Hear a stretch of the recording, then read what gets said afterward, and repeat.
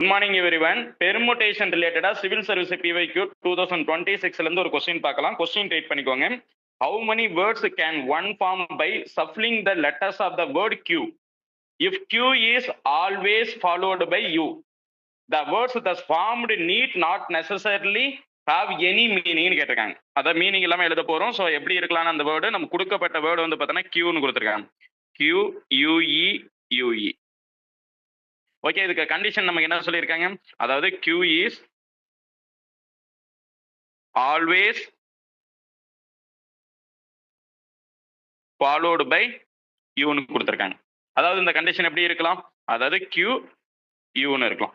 Just நமக்கு ஒருவேளை டூகெதர்னு மட்டும் கேட்டிருந்தோம். டூகெதர்னு மட்டும் கேட்டிருந்தா நம்ம எப்படி எழுதிருக்கலாம்? அது Q U வந்து பார்த்தீங்கன்னா சேர்ந்துதான் இருக்கணும். அதாவது நம்ம எப்படி Q Uன்னு சொல்லலாம், ஆனா U Qன்னு சொல்ல முடியும். ஆனா இங்க ஒரு கண்டிஷன் என்ன கொடுத்தாங்க? Q is always followed by Uன்னு சொல்லிட்டாங்கன்னா நமக்கு இந்த ஃபார்மேட்ல தான் இருக்கணும். அப்ப இந்த வேர்டு எப்படி நம்ம ஃபார்ம் பண்ணலாம்? நார்மலா யோசிச்சு பாருங்க. இது எப்படி இருக்கும்? Qவும் Uவும் நமக்கு எப்படி தான் இருக்கணும்? டூகெதராவும் இருக்கணும். ஆனா என்ன sir? Q is always followed by U தான் இருக்கணும். சோ இது ரெண்டும் சிங்கிள் யூனிட்டா கன்சிடர் பண்ணிக்க போறீங்க. அடுத்து U, இந்த E U Eன்னு கொடுத்திருக்காங்க. சோ அப்ப இதை நான் என்னவா கன்சிடர் பண்ணணும்? Consider single unit. மறந்துடக்கூடாது. இது மட்டும் இது வந்து என்ன சொல்லலாம்? சிங்கிள் யூனிட் தான், ஒரு வேர்டை தான் கன்சிடர் பண்ணணும். அப்ப நமக்கு எவ்வளவு வேர்ட்ஸ் இருக்குதா நம்ம அஸ்யூம் பண்ணிக்கலாம். நார்மலா யோசிச்சு பாருங்க. இது 1 2 3 4 லெட்டர்ஸ் இருக்கா? அப்ப நம்ம எப்படி இருக்கலாம்? Number of ways. Okay, number of ways என்பது பெர்முடேஷன் நம்ம நார்மலாக போடலாம். அப்போ 4 ஃபேக்டோரியல்.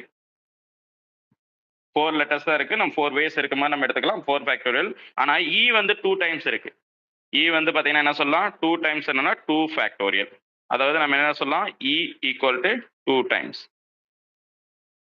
சார் இப்போ நமக்கு U வந்து 2 டைம் இல்லையா? அப்படி யோசிக்க கூடாது. நம்ம Qவும் Uவும் ஒரு சிங்கிள் யூனிட்டா கன்சிடர் பண்ணிட்டு அது சிங்கிள் மீனிங் வரும். அப்போ 1 U ஈக்குவல் டு 1 இருக்கிறது மட்டும் மேனேஜ் பண்ணிட்டீங்கன்னா போதும். ஸோ அஸ்யூம் பண்ணிக்கிட்டா கூட போதும். ஓகேவா? ஸோ அப்போ எப்படி இருக்கலாம்? 4 ஃபேக்டோரியல் ஈக்குவல் டு எவ்வளோ சொல்லலாம்?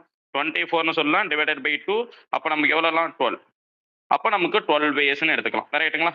அப்போ ஆன்சர் ஈக்குவல் டு இருக்கான்னு செக் பண்ணி பாருங்க. ஆன்சர் ஈக்குவல் டு நமக்கு டி ஆப்ஷன் என்னென்ன இருக்கு? D ஈக்குவல் டு 12ன்னு இருக்கு. அப்போ ஆன்சர் நோட் பண்ணிக்கலாமா? சார் நோட் பண்ணிக்கோங்க. தேங்க்யூ.